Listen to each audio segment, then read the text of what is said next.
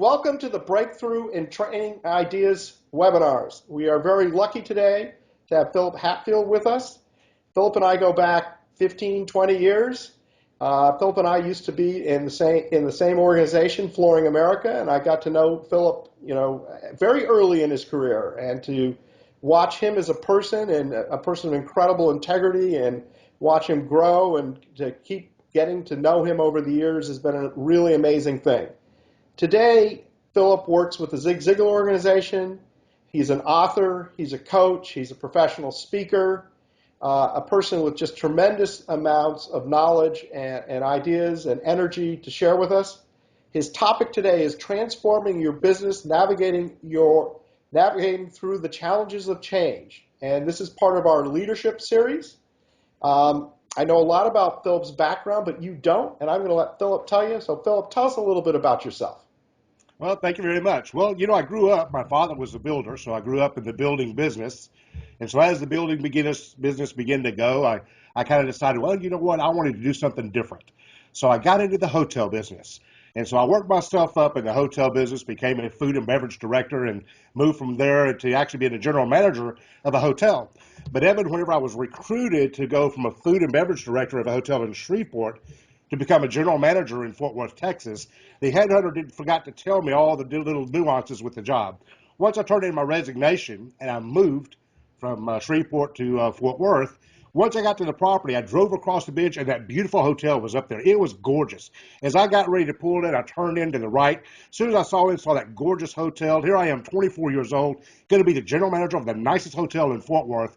Off to the left-hand side, all the hotel rooms were burnt to the ground. 45 days before I got there, there was a major fire. 5 people had died. 33 people were still in the hospital. So there I was, a young man, 24 years old, trying to start a new career with a new corporation in another town, not knowing what in the world to do. So basically, I had to start from scratch. And that's where I was first introduced to the Zig Ziglar principles and books. And back then it was cassette tapes. I know those are antiques now. You remember those cassettes? Well, I listened to 8-track, so. Hey, I was in 8-track days too, but I don't think Zig had 8-tracks. But yet I began to learn. And business was, always my favorite. I love business. But when I began to learn about businesses, it's all about people. When we go into corporations, and a lot of times people will go into a new company and they say, okay, I'm the new manager. I'm the new CEO. I'm the president. So what I need to do is change all the people, bring my people in, and then we'll change the culture. Well, from my understanding, the way I believe, you start by touching people's lives. So as you start buying and investing into those employees that you already have, and you start developing the people, the business will build. Businesses don't build people.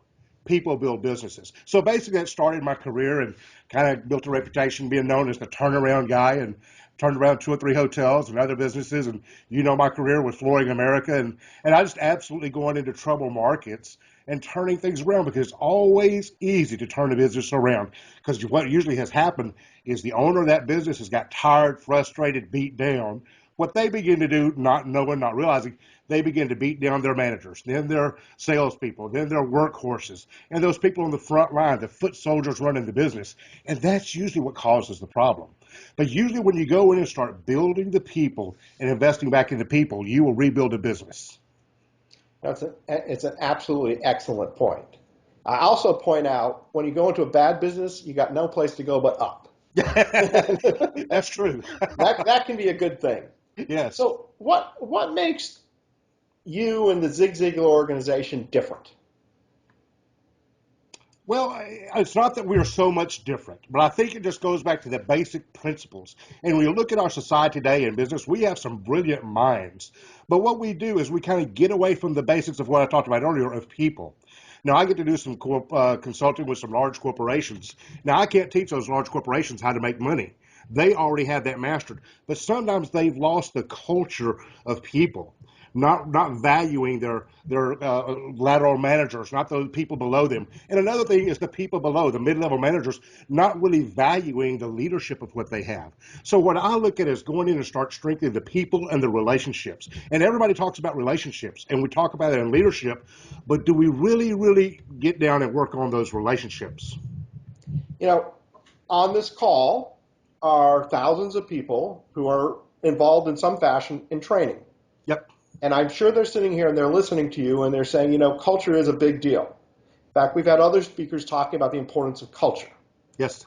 What tips can you give somebody that's in a training department on how they can do a good job of building people and building culture and creating an environment where the employees feel like they're being supported? Well, Evan, the cool thing is I got to be under your leadership with you being the CEO and the president of Flooring America and CCA Global. And you did an excellent job at that. And I learned from Zig Ziglar, but I learned more from you as well by sitting back and watching you. You really have to start doing it with heart.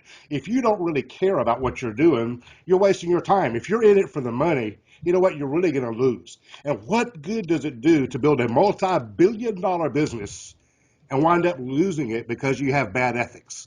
And I watched you a long time, Evan, and as we went through struggles with Flooring America, taking over one company, moving it around, increasing, and you saw that company go from there it was. You remember when you took over, it was at the bottom, Oh, and then yeah. when you got promoted again, it was already at the top and still moving, and it took it even further.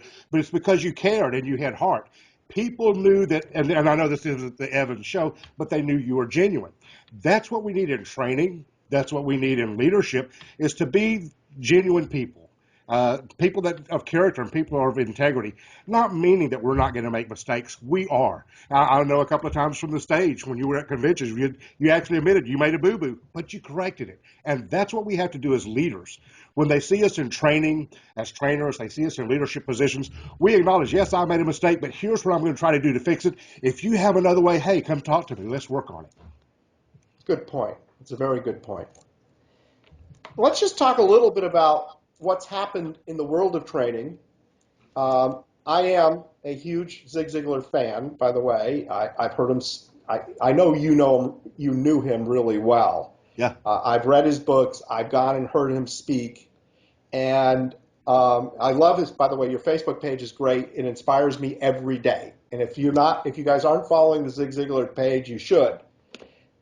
But things have changed. Training Yes. has changed over time. What are those changes you're seeing, and what are like the key things people need to be thinking about now in today's world? Yeah, and what you're doing here with this program is fantastic. Where we're going through webcasts, we're doing webinars, we're doing podcasts. Those things are fantastic. And that fills a niche. But what we do not need to forget is there's nothing like when a trainer walks into a room. It doesn't matter if there are 3 people you're training in that room, or if there are 35 people in that room, or if there's 3,500. There's something about the atmosphere of training when you're doing it actually live. And you get people to really connect one-on-one with each other. So these tools that you're providing today through this webcast are vital. They're very important. These are like the daily things. But yet we need to go back and still stick to the basic principles of the relationship building and building communication.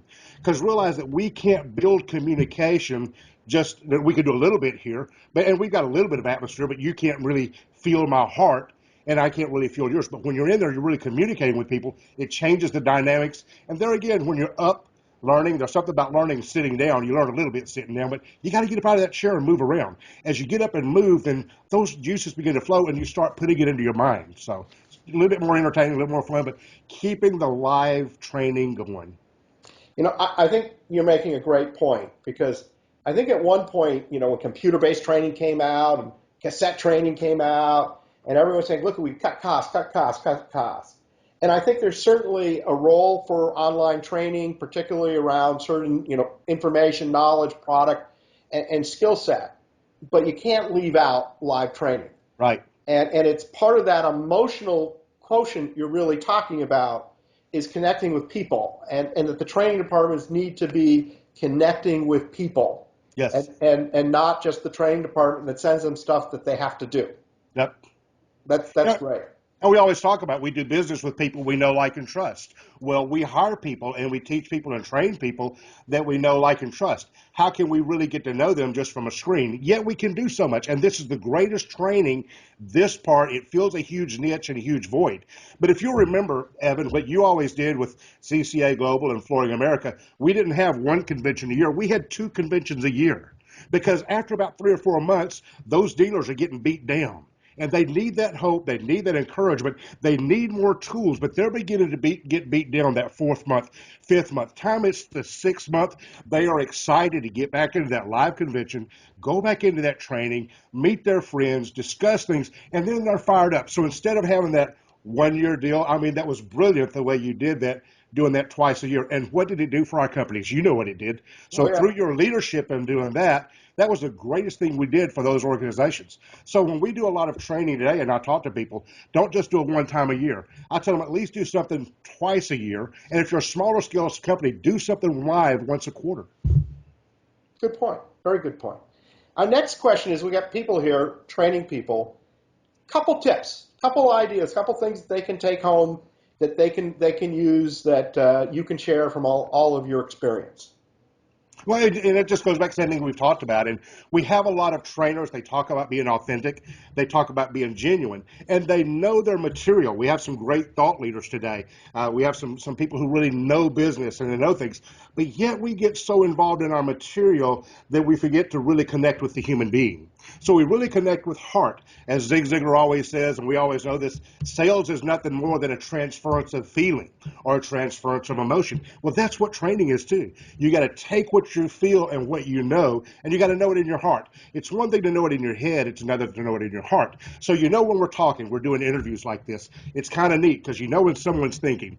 When someone begins to think, you see their eyes go back, their voice begins to go up, they begin to think, and they're looking at file cabinet in the back of their head. But yet when they begin to talk from their heart, they begin to look you in the eye, look you in the face, and their volume gets a little warmer. As trainers, that's what we really need to do. Realize whether we're doing this as we're doing it through these webcasts, really love the people. And we don't hear that in business, do we? But you've got to love the people, besides loving what you do and knowing your material. You are so 100% on with loving what you do and loving the people and really caring. Yeah. And that people can tell when you can care. And you can watch you in this video right now. Everyone can tell that you care. Okay? I'm going to push you a little harder though. Okay, let's go.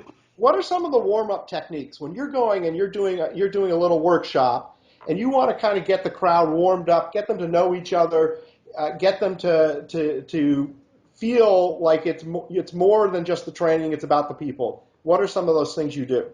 Wait, Evan, I got a new book coming out, and you previewed it here. It's called Contagious Encouragement. And in that book, I talk a little bit about what I do. And I did a training yesterday for a bunch of ladies that were nurses in the medical field here in Dallas. And one thing I love to do, and it's an exercise called I Like Because. So what I'll have everybody do is they look around. I tell them you got 3 minutes. Find 3 people in the room.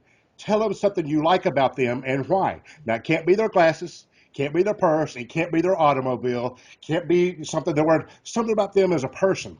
And someone said, "Well, I've only been here a little while." Well, you know what? There was a book written many years ago by a lady named Camille Livingston. I think you introduced me to that book. And she says you've got 3 seconds. And so whether you say you've got 3 seconds, that our mind is so fast, we sum people up in a matter of about 3 seconds. Well, I've Yeah. had people say, "Oh, no, it takes 3 minutes." And I've said other people, "Oh, it takes 30 minutes." I don't care if it's 3 seconds, 3 minutes, or 30 minutes, but you get a good feel for people. You begin to know who you're connecting with, and you know who is real, who's genuine. So in that short period of time, it's so neat as people begin to connect and tell people what they like about them. So after they do that, then they come back together. So then I ask them, how many of you, someone told you something they liked about you, you didn't know, you didn't think about, or you didn't realize? And you see all the hands go up. And then to have the people share, then they're sharing. But the greatest thing that I like is then I ask the question, how did it feel for someone to tell you something they liked about you? So we've already started with communication. Now we're talking about feelings they begin to look at, and it's amazing that we don't tell people what we like about them. We don't really encourage them. You know, we kind of live in that world. We always look at the negativity, and they begin to find something someone really liked about them. Some are laughing, some are crying with their tears of joy. And then you come to the point you say, how did it make you feel to tell someone else what you liked about them? And you know, Evan, that's the response I usually get the most from, because there's something about giving to other people. The more we give, the more we receive. So in an icebreaker, I use that just about everything I do. It doesn't matter. I did it in a group of about 4,000 people not long ago. And it doesn't matter. You see people connect all over the room as human beings. Once they connect, their juices are opened up, then they're able to start learning. Well, I have to tell you, that's a fantastic incredible way to start a meeting. I mean, that tip alone is fabulous. Your book, Contagious Enthusiasm, was a fantastic read. As I told you, we're both working on books at the same time, Yep. so we're Yeah. sharing. And Philip does such a great job of storytelling, and maybe that's one of my weaknesses. Storytelling is always a wonderful thing, but for me, I can tell a story, writing a story, a little different. But after I get done reading your book, and I do this with every book, I say to myself, okay, I read the book, great. What does this mean, and what will I do differently? Right? Right. So after I read your book, I said to myself, every day, at the end of the day, I'm going to think of 3 people and send them a nice note. Okay, just a simple, thinking of you, appreciate something you did, that contagious enthusiasm. Yeah. And I get such nice replies back from people that it's, really heartwarming. Yeah. And, just those little tiny things. I mean, your start was good, but the whole philosophy you have about contagious enthusiasm is really powerful. So I want to now, keep going here because enthusiasm is important. I think all of us on this webinar know the impact that training can have on companies. And you Yep. talk about the culture and you talk about building people, and there's nothing more important than having a training department can help people develop as people, okay? Not just the functional parts of the company. And when people see that they're growing, I read a while back, one of the reasons why people leave companies, one of the biggest reasons they don't feel they're growing and learning. Right. Yep. So training departments do that. Unfortunately, a lot of times training isn't at the C level.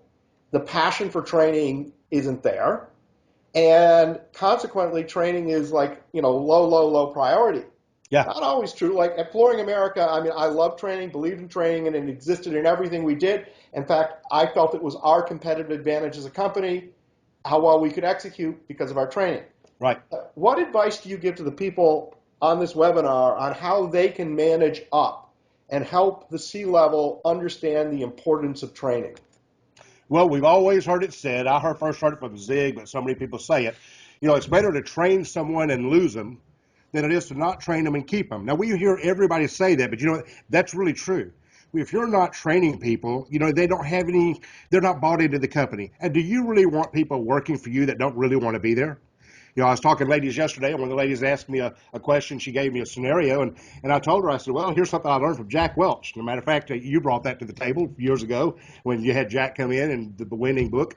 But it says, you got to deal in candor. You got to be honest with people. And sometimes the first time you think you need to fire someone is when you need to fire them. Because if you have trained them, and there it goes. If you have trained them, if you have nurtured them, if you have coached them, and you've done everything you can and they still are not buying in, then basically you have an obligation to relieve them of their job because they've voluntarily quit without notice. They're just drawing the check. So you do them a favor by helping them to move forward and realize that all of that pretty well starts with you. You as the C-leader executive, me as the trainer, it all starts with me and myself. Now, I can't teach things if I'm not passionate about it. And how can I get people to love the company if I'm not 100% bought into the company? And a lot of times we have C-level leaders that are in the company, but they're still looking for the next thing. They're still looking for the next job. And, I understand that to a degree. But, be where you are. Give 100% of where you are. People know if you're bought in.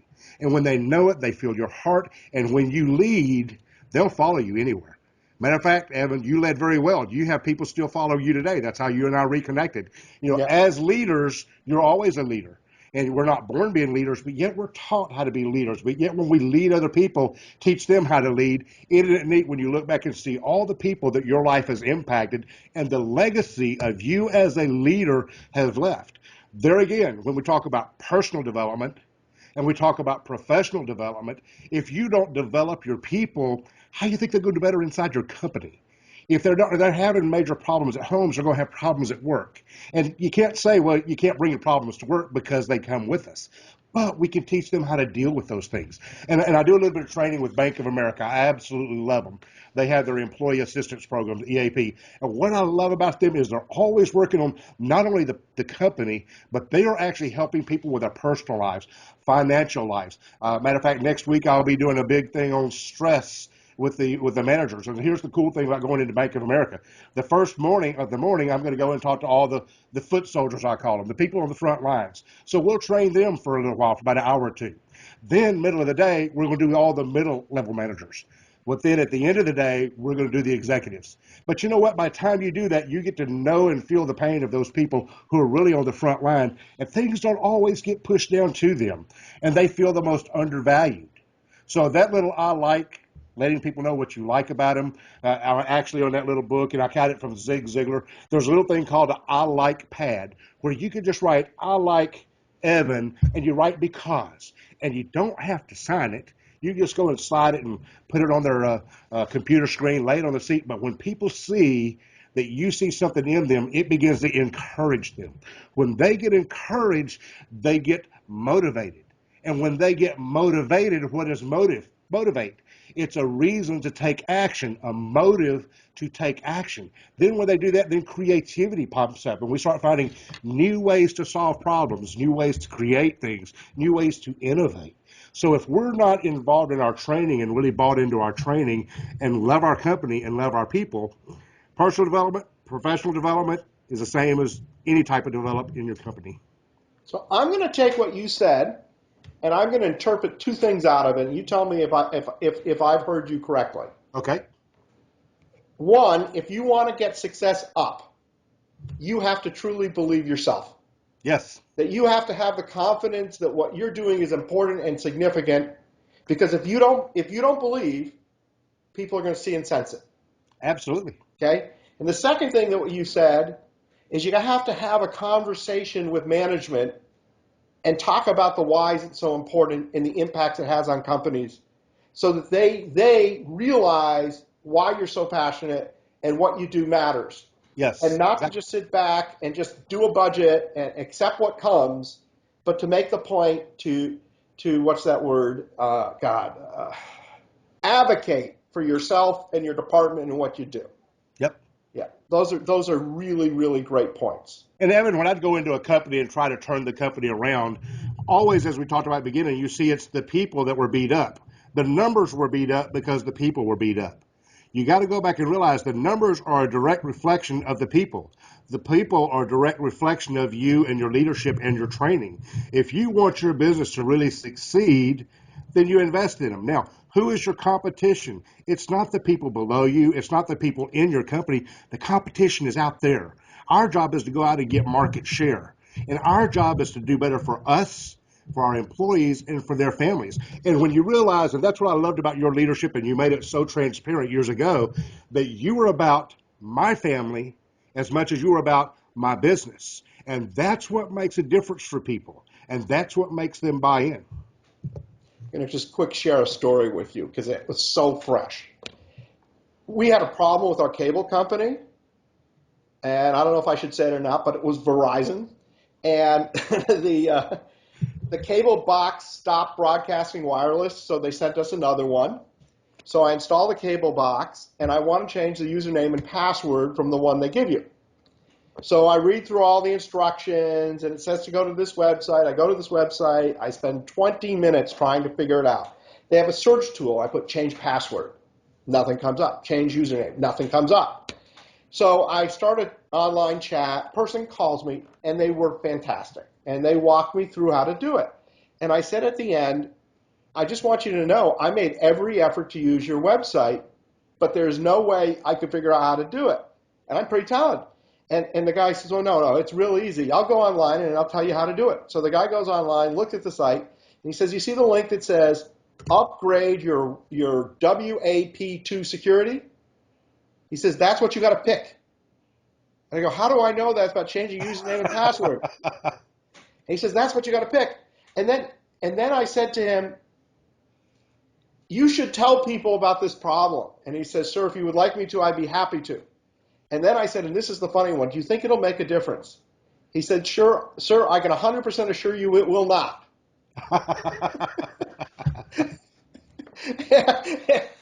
And I'm thinking, how beat down is that person? How frustrated is that person? Yeah.